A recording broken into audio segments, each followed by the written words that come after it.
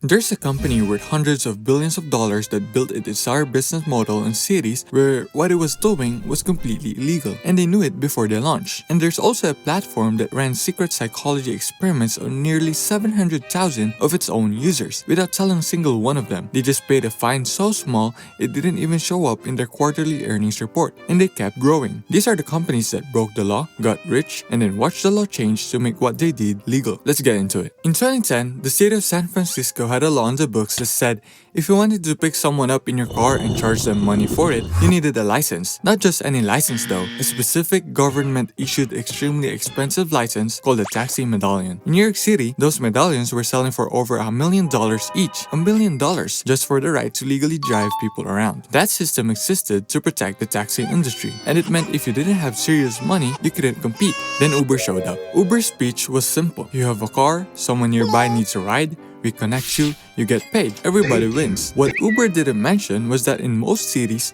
what they were describing was illegal. Here's the part most people don't know. Uber didn't stumble into illegal territory by accident. According to a report from multiple journalists and former executives, Uber's internal growth strategy had a name, and that name was, and I want to be clear, this is actually real. Ignore, expand, lobby. Ignore the local laws, expand into the city anyway, then spend money lobbying politicians until the law changes. That wasn't an accident. That wasn't a startup moving fast and breaking things by mistake. That was a deliberate, documented strategy. Launched before you're legal, become too popular to ban, change the law after the fact. And it worked every single time. The clearest example is Austin, Texas. In 2016, Austin passed a law requiring Uber drivers to get fingerprint background checks. But Uber said no. They pulled out of the city entirely. And then Austin residents lost their minds. People who had been using Uber every weekend, every night out, suddenly had nothing. Within months, the pressure from regular voters was enormous. 2 years later, the Texas state government stepped in and passed a law overriding Austin's local rules.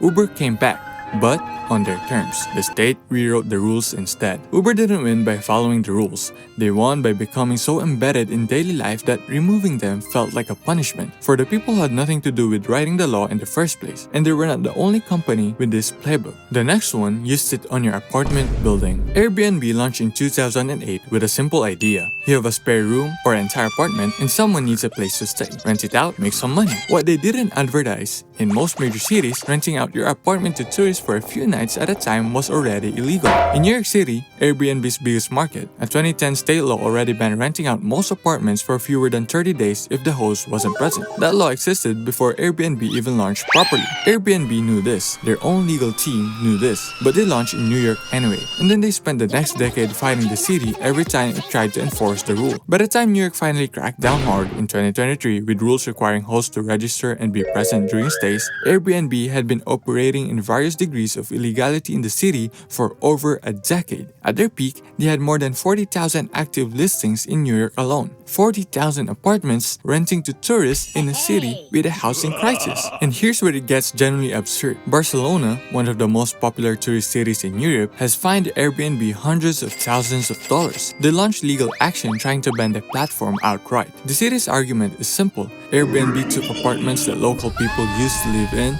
turned them into tourist hotels, and made housing unaffordable for the people who actually lived there. The week the story was all over the news, Airbnb's stock price went up. Because by that point, Airbnb was in 220 countries. They were worth tens of billions of dollars. They had become like Uber, too big and too embedded to meaningfully stop. The law was too slow. At least Uber and Airbnb were selling real things. The next company got rich selling something the government couldn't even decide was legal, and their entire defense rested on one of the most ridiculous legal arguments ever put in front of a judge. For most of American history, if you wanted to legally bet on sports, you had to go to Nevada.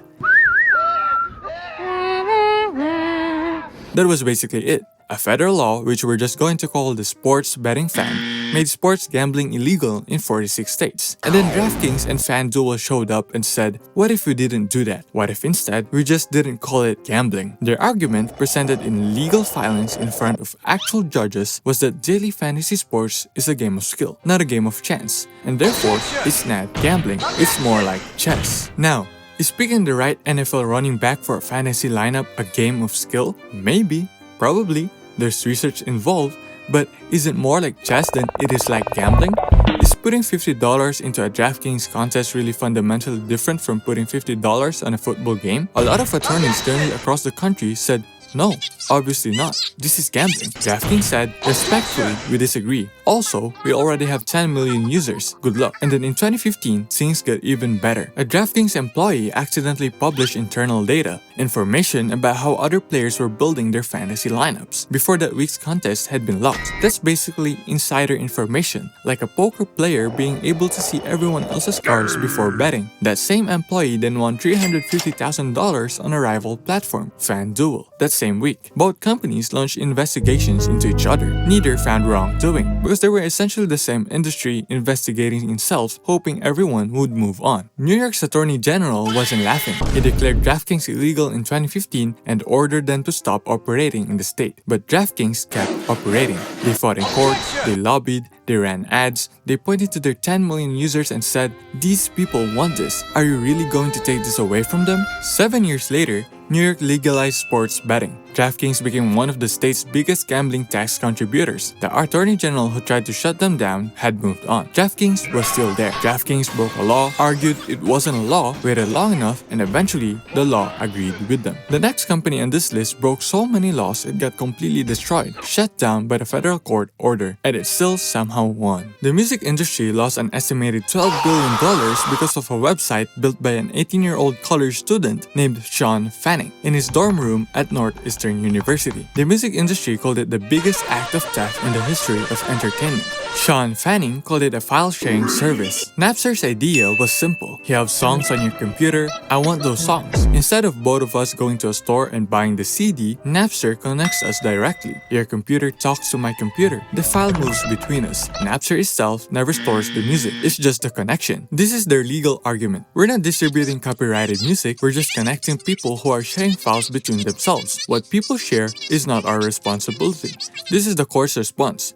You built a tool specifically designed to share copyrighted music at a massive scale. You knew that's what it was being used for, and you profited from it. That's infringement. They lost. Napster was shut down by federal court order in 2001. But here's the part that should absolutely infuriate the music industry. Before Napster died, the labels had a chance to do a deal. Napster's own lawyers were trying to negotiate a licensing agreement, pay the labels a royalty, make it all legal, keep the service running. It was on the table. The labels said no. They wanted Napster dead. They wanted to make an example, so they killed it. And then they spent the next decade trying to rebuild exactly what Napster already was. iTunes, Spotify, Apple Music, even Tidal and Amazon Music. The entire streaming economy, the multi-billion-dollar industry that the music label now depend on for survival, exists in the hole that Napster blew in the music business. The CEO of Universal Music later said publicly that if the labels had done a deal with Napster instead of suing it, they would have owned streaming. They chose to destroy Napster. So instead of owning Spotify, they spend every year renegotiating royalty rates with it. Oh, and Metallica sued Napster, by the way. This guy, Lars Ulrich, personally showed up to court and handed over a list of 335,000 individual usernames who wanted banned from the platform. Napster banned all 335,000 of them. Lars Ulrich became the most hated man in rock music for about 3 years. Napster broke the law, got destroyed, and accidentally invented the future of music. The next company broke the law, kept everything, faced almost no real consequences, and built something far more powerful and far more dangerous. The Federal Trade Commission fined Facebook $5 billion in 2019. That's the largest consumer protection fine in American history. The day that fine was announced, Facebook's stock price went up. Wall Street had expected the fine to be higher. So when $5 billion landed, investors looked at it and decided, that's manageable, that's a good day. Let me give you some context for the number. The year Facebook paid that fine, their total revenue was $55 billion. $5 billion is just 9 weeks of revenue. That fine was the legal system's best shot at holding the most powerful social media company in history accountable, and Facebook's stock went up. Here's what Facebook actually did. They collected more personal data than any company in history. They built profiles on billions of people, what you like, what you fear, what you click at 2 a.m. when you can't sleep, and then they shared that data, sold access to it, let third parties use it, without getting proper consent from the people the data belonged to. Now, was all of that illegal? Some of it, but not all of it. Because for a long time, the laws that would have covered what Facebook was doing simply didn't exist yet. Facebook moved faster than the rulebook, and they knew it. In 2014, Facebook ran an experiment. a secret one. They took 689,003 users and secretly manipulated what those people saw in their news feeds. Some users saw more positive posts, others saw more negative ones. The goal was to find out whether the emotional content of your feed affects your mood and what you post. It did, significantly. Facebook published a scientific paper about the results in an academic journal, proud of what they found. Not one of the 689,003 people consented to being part of a psychology experiment. Not one was told it was happening. Facebook's response when this became public was, "It's covered in the terms of service. You agreed and you clicked accept." And legally, they had a point. No law at the time specifically prohibited what they did. The rules hadn't been written yet, so Facebook wasn't technically breaking the law when they experimented on 700,000 people's emotions. They were just in the gray zone. Then came Cambridge Analytica, a political data company harvested the personal information of 87 million Facebook users without asking them and without telling them, using a loophole in Facebook's own developer tools that Facebook knew about and left open. Facebook found out that Cambridge Analytica had this data. They waited 2 years to tell anyone. When the story finally broke publicly in 2018, it was one of the biggest corporate scandals in tech history. Congregational hearings, Zuckerberg in front of the Senate, and the whole thing. The fine was $5 billion. Facebook made $55 billion that year, and Mark Zuckerberg's personal network went up in the weeks after the settlement was announced. Because the market was relieved, the number wasn't higher. We started this video talking about a company that launched in cities where what it was doing was illegal, and a platform that paid a fine so large it made the headlines, and so small it didn't matter. Neither of those things happened because the law failed. They happened because these companies understood something the law didn't. If you move fast enough and get big enough, fast enough, you don't need to follow the rules. You just need to survive long enough for the rules to follow you.